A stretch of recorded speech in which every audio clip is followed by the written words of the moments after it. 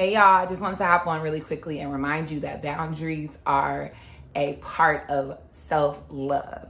And establishing boundaries show how much you love yourself and how much you love others, but most importantly, yourself.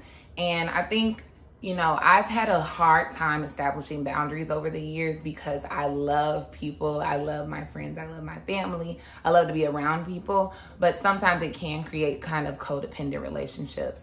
And I'm learning more about that. So we'll talk about that one day. I'll do a whole video on codependency. But I specifically want to talk about it and, kind of see what you all think about boundaries with friends that are in relationships. Specifically if they're of the opposite sex, because I've had quite a few experiences having a lot of guy friends and not necessarily knowing how to navigate establishing boundaries between me and them in respect for their relationship, and vice versa if I'm ever in a relationship, which we know that's every so often.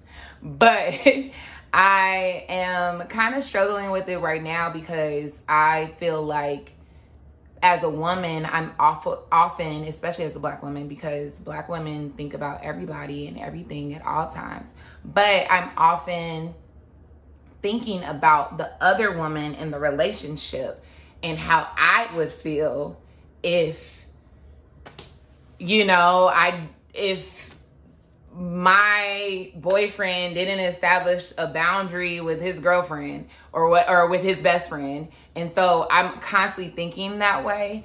And I think too, it's fine to establish boundaries thinking about other people, but more importantly, it's essential to establish boundaries for yourself. So when I'm thinking about my friends in these relationships, I'm establishing a boundary because a lot of times when people get into relationships, they kind of go MIA, or they,